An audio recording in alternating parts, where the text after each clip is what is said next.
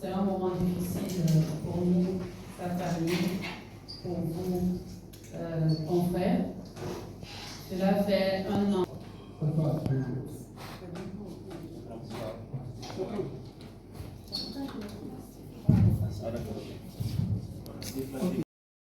Bonjour à tous. Et désolé, on va intervenir parce qu'on a prévu de commencer par un communiqué. On va rendre public donc à l'instant même. J'espère que vous allez bien. On s'excuse pour le léger retard. On voulait que tous nos confrères presque soient mobilisés dans la salle pour commémorer ensemble cette date qui est très triste pour la presse guinéenne. Alors, communiqué. 3 décembre 2024, 3 décembre 2025. Cela fait pratiquement 1 an, jour pour jour, depuis la disparition forcée du journaliste Habib Marwan Kamara, administrateur général du site Le Révélateur 224.com. 1 an de silence judiciaire. 1 an d'inaction des autorités de la transition. À ce jour, aucune nouvelle du célèbre journaliste Habib Marwan Kamara, connu pour ses positions critiques mais assumées. Malgré les multiples démarches auprès de la justice, du gouvernement et des forces de défense et de sécurité, ainsi qu'au niveau de la haute autorité de la communication, aucune suite favorable pour le moment, ni pour sa famille biologique, ni pour celle professionnelle. Cette situation plonge sa famille, notamment ses enfants et son épouse, dans la crainte et la confusion totale. Nuit blanche, exposés à tous les risques d'insécurité. C'est le quotidien auquel ils sont confrontés matin, midi et soir. D'ailleurs, depuis quelque temps, son épouse qui est à côté là, Mariam Lamara Diallo, reçoit des appels incessants de personnes anonymes à des heures tardives. Des appels visant à l'intimider et à la faire taire dans le dossier de son époux Amélie. En ce 3 décembre 2025, la direction générale du site Le Révélateur 224.com déplore le silence des autorités judiciaires dans cette affaire. Elle continue d'attendre la suite des enquêtes annoncées par le parquet de Dixie. La direction générale du site Le Révélateur 224.com invite le président de la transition, le chef de l'État, garant du bon fonctionnement de la justice, à s'impliquer personnellement pour retrouver le journaliste Habib Marwan Kamara. Elle exhorte la communauté nationale et internationale, les associations de presse, le syndicat des professionnels de la presse de Guinée, ainsi que Reporters sans frontières, Amnesty International et Human Rights Watch, à ne pas se taire dans cette affaire du journaliste Habib Marwan Kamara. Conakry, le 3 décembre 2025, la direction générale. Je vous remercie. Leur implication, franchement. Merci. Bien, avant de commencer, une invite à tout le monde de mettre sur leur téléphone ici à défaut de l'écran, s'il vous plaît. Monsieur le général, vous avez la parole.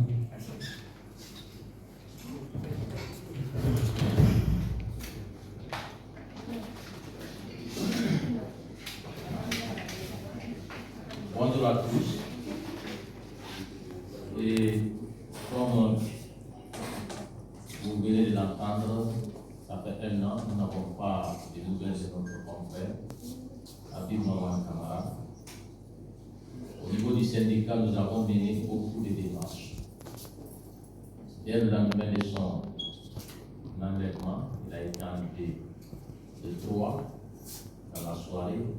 Dès le 4, nous avons rencontré le Premier ministre. Il me disait à l'époque qu'il n'avait pas encore d'informations qu'il allait chercher à s'informer.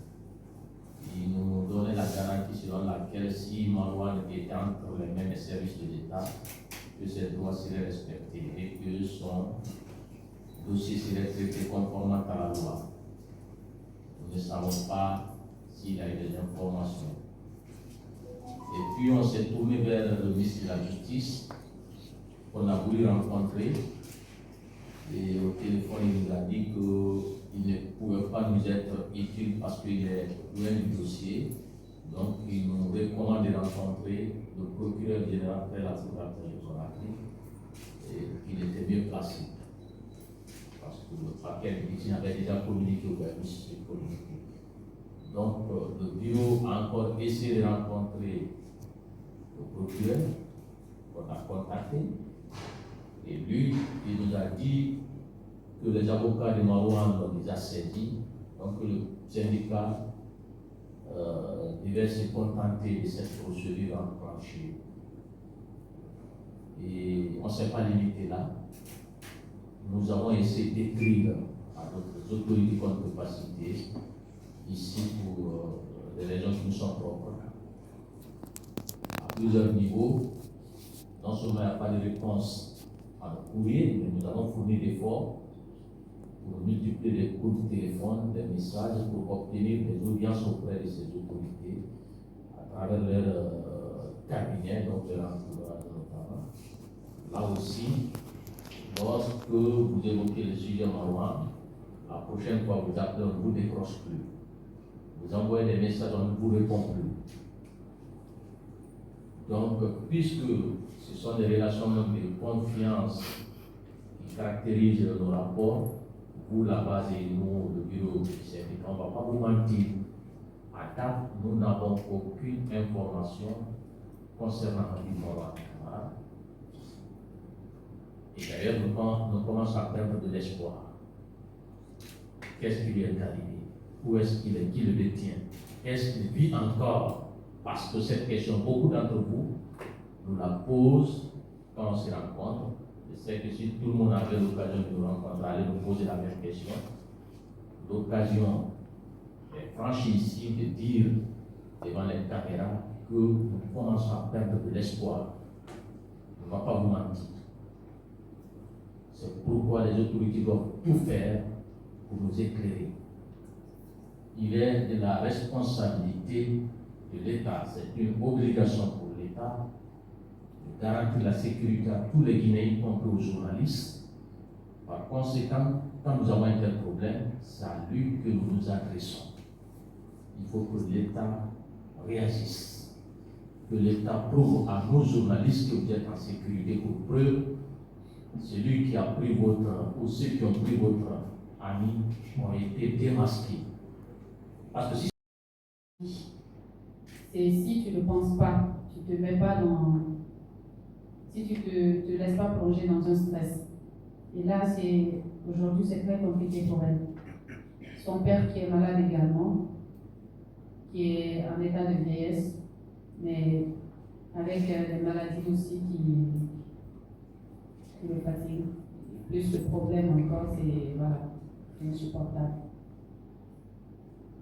Donc aujourd'hui, on est à 1 an. Je n'avais vraiment pas souhaité qu'on en arrive là. Tout mon espoir, c'était de récupérer mon mari quelques mois après, ou quelques jours même après. Mais aujourd'hui, malheureusement, on en est là. Ça fait 1 an. Je ne sais pas là où Habib Marouane est. Je ne sais pas par qui il est détenu exactement. Je ne sais pas où il est détenu. Je ne sais pas s'il est en vie, s'il est mort, je ne sais pas. Comment, s'il arrive à être nourri, s'il parvient à avoir accès à ses médicaments, parce qu'il faut le préciser, il était malade au moment de son arrestation. Et j'espère de tout cœur qu'il a accès à un traitement médical de là où il est. Bref, c'est ce que j'avais à partager quand on arrive à la maison. Donc c'est un peu ça que je traverse. Du côté de sa famille, c'est autre chose. Aujourd'hui, Habib Marouane a laissé une mère. Tout à l'heure, c'est une période très difficile pour moi, sa famille et vous en tant que confrère. Depuis l'arrestation de Habib Marouane Kamara, c'est vraiment une tristesse. Des difficultés au quotidien. Étant mère de famille, étant femme au foyer, il faut que j'arrive à gérer de tous les côtés. C'est vraiment difficile. Chaque matin, c'est des mêmes questions qui reviennent avec les enfants. Son premier garçon, on parvenait jusque-là à cacher la réalité, mais plus déjà. Il a malheureusement compris la situation que nous traversons. Il a compris que son papa a été arrêté, malheureusement. Donc, pour ne pas vous mentir, c'est une situation très très compliquée pour moi. Même s'il part à l'école, il va revenir. C'est toujours les mêmes questions qui reviennent. Il y a son garçon qui est malade aussi, qui fait des crises parfois, et c'est seulement que les nuits. Donc imaginez laisser un bébé nouveau-né à la maison et s'occuper d'un autre enfant en crise, l'envoyer vers une clinique en pleine nuit. Vous allez peut-être comprendre par là ce que je traverse. Aujourd'hui, comme on l'a signifié dans le communiqué, depuis quelque temps, c'est vrai, je reçois des appels, parfois masqués, parfois des noms que je ne connais pas. Ça fait 2 à 3 fois, je peux dire. Un premier appel déjà qui me laisse décrocher, voilà, et puis je dis allô.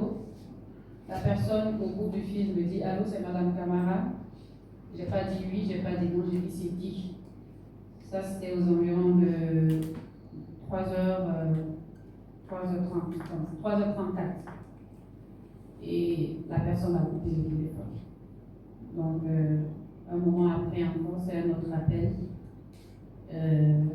Ne faisant pas entendre de voix, la personne coupe.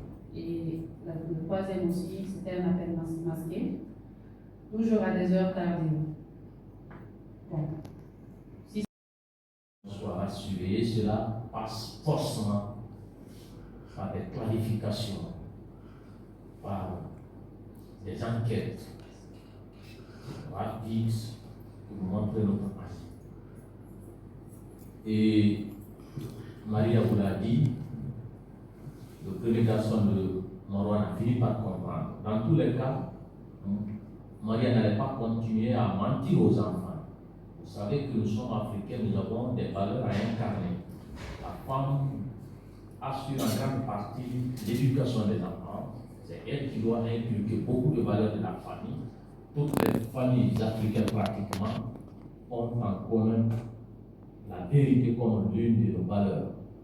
Et si vous mentez à votre enfant, demain vous ne pouvez pas lui dire arrête de mentir, il n'est pas bon de mentir. Donc même les jeunes frères et l'aîné des petits Marwan, elle finira par leur dire que votre papa a été enlevé, a été kidnappé.